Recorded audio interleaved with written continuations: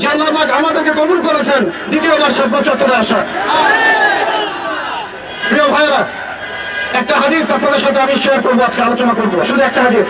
এই হাদিসটার উপরে ইনশাআল্লাহ তাআলা আজকের বর্তমান প্রেক্ষাপট উঠে আসবে। নবী করিম সাল্লাল্লাহু আলাইহি ওয়াসাল্লাম বলেছেন, সবাই দরুদ পড়ি সাল্লাল্লাহু আলাইহি ওয়াসাল্লাম, যে ব্যক্তি লা ইলাহা ইল্লাল্লাহ মুহাম্মাদুর রাসূলুল্লাহ সাক্ষ্য দিয়েছে, তাকে তিনটা কারণ ব্যতীত অন্য কোনো কারণে হত্যা করা জায়েজ নেই। তার প্রথম কারণটি হচ্ছে বিবাহিত ব্যক্তি যদি ব্যভিচার করে। আপনারা যদি আজকের এই ব্যানারটার দিকে তাকান, একজন ব্যক্তির নাম উঠে আসবে, সে ব্যক্তি শুধু ব্যভিচার করে নাই, বরং ধর্ষণ করেছে।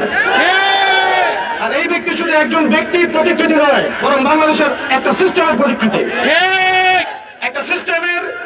একটা সিস্টেমের প্রতিকৃতি হিসেবে সে এখানে নামকরণ করেছে, তার নামকরণ করা হয়েছে। দ্বিতীয় কথা হচ্ছে, যে ব্যক্তি আল্লাহ এবং তার রাসূল মুহাম্মদ সাল্লাল্লাহু আলাইহি ওয়াসাল্লামের শানে কটূক্তি করবে, সেই ব্যক্তি মুরতাদ হয়ে যাবে, হত্যাযোগ্য অপরাধ করেছে। এবং চার মাযহাবের কোন ইমামের মধ্যে কোনো ইখতিলাফ নাই যে এই অপরাধ করলে তার বেঁচে থাকার কোনো অধিকার নাই। তৃতীয় কথা হচ্ছে, যদি কোনো ব্যক্তি হত্যার বদলে হত্যা করে, অর্থাৎ নিরপরাধ ব্যক্তিকে যদি কেউ হত্যা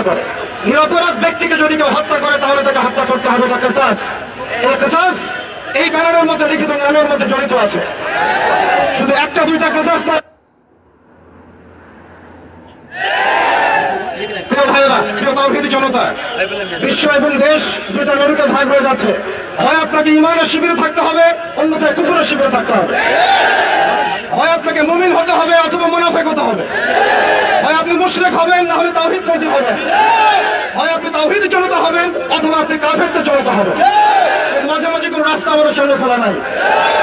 ৭৫ থেকে আমরা দ্বিতীয়বার প্রত্যয় ব্যক্ত করতে পারি, বাংলার জমিনে আমরা আল্লাহর শানে কটূক্তিকারী, নবী সাল্লাল্লাহু আলাইহি ওয়াসাল্লামের শানে কটূক্তিকারী কোন ব্যক্তির অস্তিত্ব রাখবো না। আমরা এই দায়ভার আমরা নিজের হাতে উঠাতে চাই না। আমরা চাই আমাদের প্রশাসন, আমাদের কর্তৃপক্ষ, আমাদের সরকার, আমাদের ঊর্ধ্বতন কর্তৃপক্ষ তারা নিজেরা উদ্যোগ নিয়ে রাষ্ট্রীয় আইনের মাধ্যমে এর দ্রুত বিচার বাস্তবায়ন করবে। এরপরও যদি আপনারা এই গাদ্দারদের, এই শাতম রাসূলদের, আল্লাহ দ্রোহীদের পক্ষ অবলম্বন করেন, তাহলে আল্লাহি তারা যদি কাব বিন আশরাফ হতে পারে, আমরা মুহাম্মদ বিন মাসলামা হতে পারবো। হতে পারে, আমরা মুহাম্মদ বিন মুসাইলামা হতে পারবো ইনশাআল্লাহ।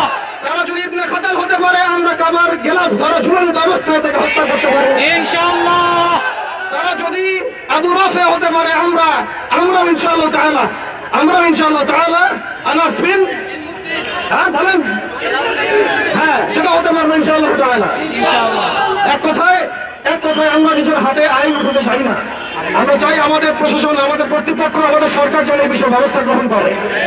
আমরা কালিমা লা ইলাহা ইল্লাল্লাহ মুহাম্মাদুর রাসূলুল্লাহ পড়েছি, এটা পড়ার মধ্যে দিয়ে আমরা মুসলিম হয়েছি, মুমিন হয়েছি। কিছু মানুষ এটা অস্বীকার করে কাফের হয়েছে, কিছু মানুষের সাথে গাদ্দারি করে মুনাফিক হয়েছে, কিছু মানুষ ইসলাম কবুল করার পরেও এইরকম ইসলাম বিরোধী তৎপরতা এবং কর্মকাণ্ডের মধ্যে দিয়ে মুরতাদ হয়ে গেছে। আর শাতমে রাসূল এমন পর্যায়ে মুরতাদ যাদের তওবার দরজা খোলা নাই। তারা যদি তওবা করে তবুও তাদেরকে কদর করতে হবে।